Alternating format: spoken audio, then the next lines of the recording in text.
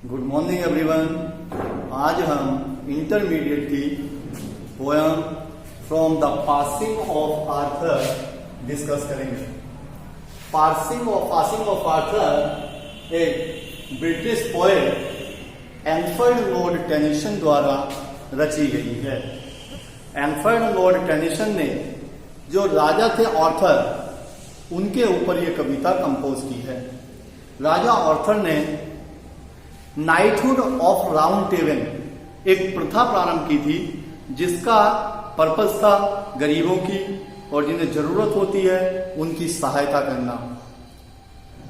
और उस प्रथा का अंत होता है और उसमें जो राजा आर्थर हैं वो और उनके बहुत सारे से योद्धा मारे जाते हैं, जो उनकी सहायता के लिए उन्होंने एक अपना तैयार किया हुआ था।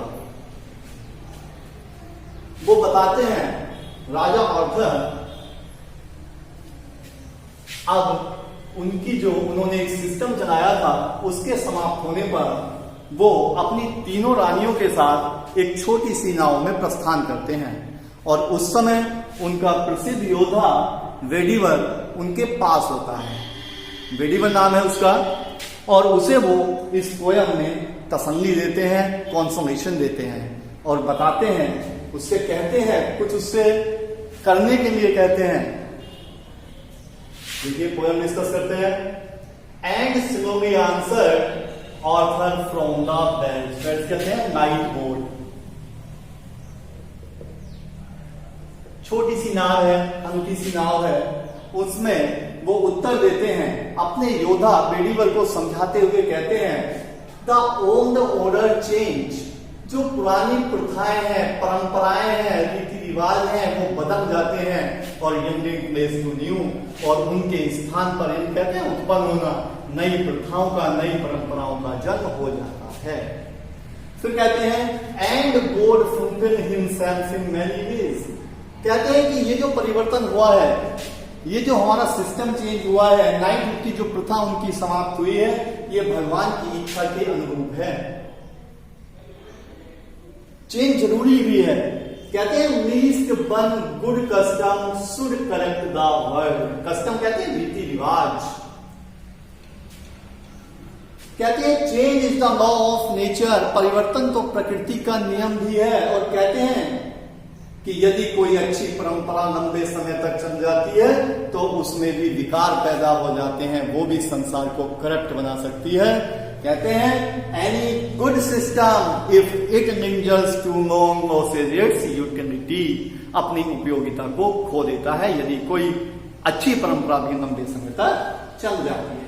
फिर कहते हैं कंफर्ट थायसेल्फ हे बिलीवर। तुम अपने आप में तसल्ली रखो, अपने हृदय को विद्रीह मत बनाओ, जैसे मैंने अपने आप को तसल्ली दी है। कहते हैं फिर आगे I have lived my life. अरे मैंने तो अपना जीवन व्यतीत कर लिया। And that which I have done. व्यतीत किया, जैसे मैं चाहता था वैसे मैंने अपने जीवन को व्यतीत किया है। और अब भगवान से एक प्रार्थना है, may he God within himself make pure, कि मेरे किए गए कार्यों को, जो कुछ मैंने किया, भगवान पवित्र बना दें उसे। मेरे कार्यों के लिए मुझे अच्छी तरफ ले जाएं। But thou if thou shouldst never see my face again. फिर वो बेडीवर से फिर कहते हैं कि यदि दाउ कहते हैं तुम, हे बेडीवर, यदि तुम, if thou shouldst never see my face again, यदि तुम मेरा चेहरा पुनः न देख सको तो प्रे फॉर माई सोल। समझ लेना कि मेरी मृत्यु हो गई है और ऐसी स्थिति में तुम मेरी आत्मा की शांति के लिए भगवान से प्रार्थना करता।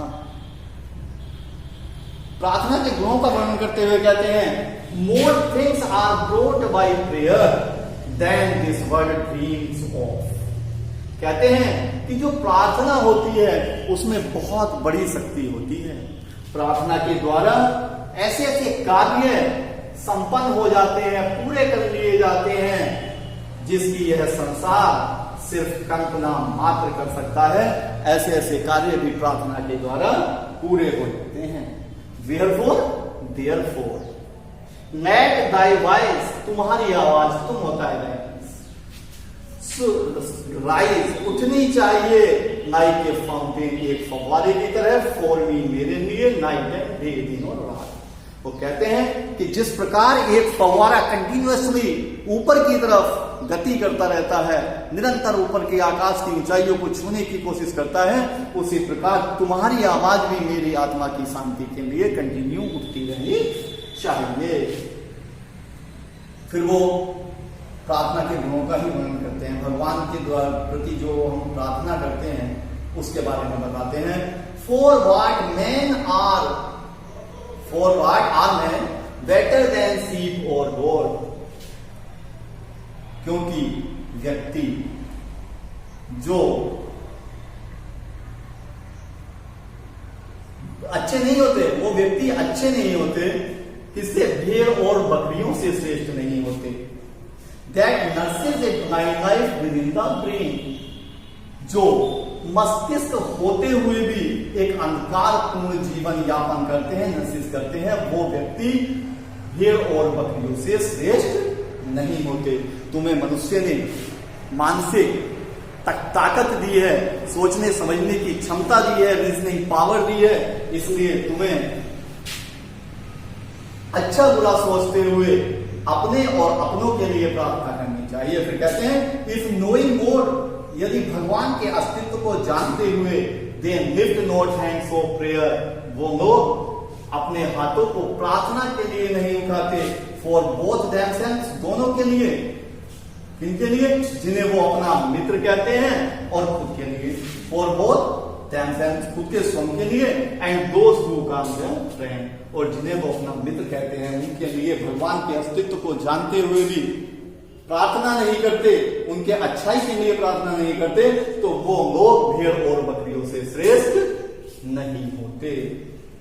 For so the whole ground earth, इसलिए ये जो पूरी पृथ्वी है, इन एवरी वे, हर प्रकार से बाउंड, जुड़ी हुई है, बाय द गोल्ड चैन, सुनहरी जंजीर द्वारा, अर्थात एक विश्वास के द्वारा जुड़ी हुई है, एक पूजा के द्वारा भगवान से जुड़ी हुई है, भगवान के कदमों से जुड़ी हुई है। तो वो कहते हैं उसे, हे बिलीवर, अब मैं विदाई लेता हूं, मैं तुम्हें विदाई देता हूं। देखिएगा इस लाइन को यदि हम यहां से स्टार्ट करें तो और बेटर आएगा।